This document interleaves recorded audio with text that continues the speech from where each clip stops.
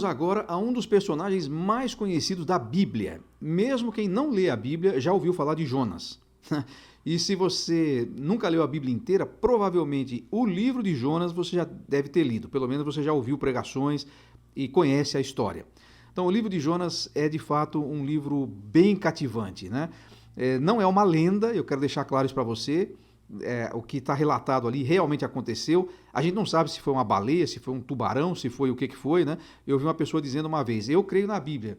Se a Bíblia estivesse escrevendo ali que uma sardinha engoliu Jonas, eu ia acreditar que uma sardinha engoliu Jonas. Nós não sabemos se foi baleia, se foi um outro animal, né, marinho, mas o fato é que eu creio, e eu creio que você também deve ter essa convicção, de que ele é um personagem histórico. O Senhor Jesus Cristo citou Jonas como um personagem real. Ele nunca falou de Jonas como um personagem da mitologia.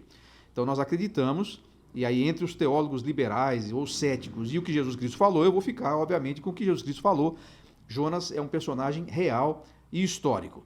Agora, ele é um personagem, no mínimo, excêntrico, né?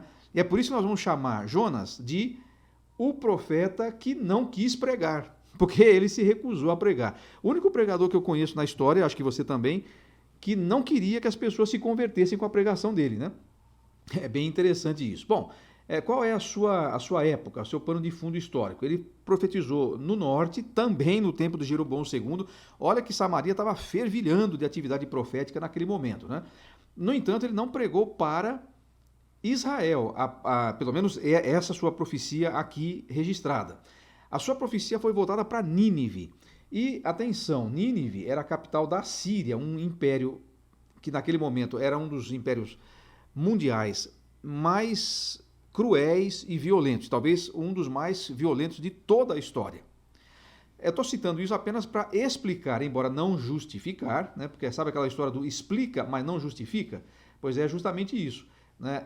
A gente olha isso, a gente fica sabendo que sim, é por isso que Jonas não quis ir pregar. Porque imagina, o império mais violento do mundo, que tratava os seus inimigos e os países que eles invadiam com uma crueldade assim, né, uma barbárie, né? Faziam verdadeiros banhos de sangue, não respeitavam ninguém.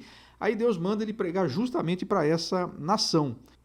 E ele sabia o que ia acontecer. Se eu for lá pregar e eles se converterem, eu sei que Deus vai perdoá-los, Deus vai poupá-los. E ele não queria que eles fossem poupados, ele queria que eles fossem destruídos, né?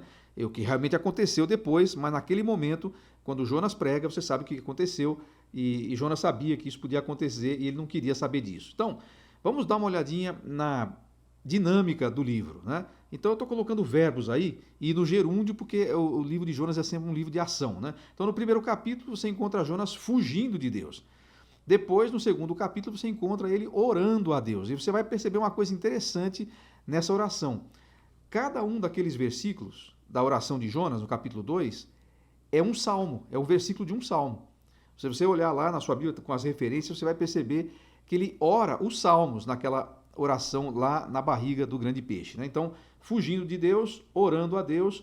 Aí no capítulo 3, mesmo muito a contragosto, né, obedecendo a Deus, ele vai e acaba pregando. É muito curioso que a pregação que Jonas faz é bem curtinha. Daqui 3 dias essa cidade será subvertida. Aí o rei da cidade faz uma pregação muito mais eloquente. Ele convoca as pessoas para arrependimento, para jejum, para se vestir de pano de saco, que era uma demonstração de tristeza, de arrependimento.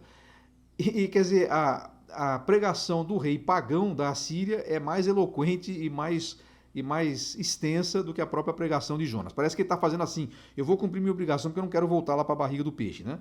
E é finalmente discutindo com Deus. Quando ele vê o que vai acontecer, ele tem um diálogo muito curioso, que a gente não sabe como termina, a gente só sabe a última palavra que Deus falou para ele, mas a gente não sabe o que é que Jonas fez. Será que ele se convenceu de que Deus tinha razão de poupar por graça e por misericórdia aquele povo? A gente não sabe qual foi o fim da história e como é que aconteceu com Jonas. Mas essa história realmente é fantástica e, embora você já a conheça, vai valer a pena você ler de novo, prestar um pouco de atenção. Nós vamos ler de uma vez só esse livro, e quando a gente faz essa leitura de uma vez só, e está acontecendo com vários desses profetas, né, porque são curtinhos, você tem uma visão muito mais interessante do livro, né? Essa é uma dica que eu sempre dou para quem está lendo a Bíblia. Ler um livro de uma sentada só, né, de uma vez só, é bem interessante para você perceber detalhes que às vezes você lendo isoladamente você acaba não percebendo.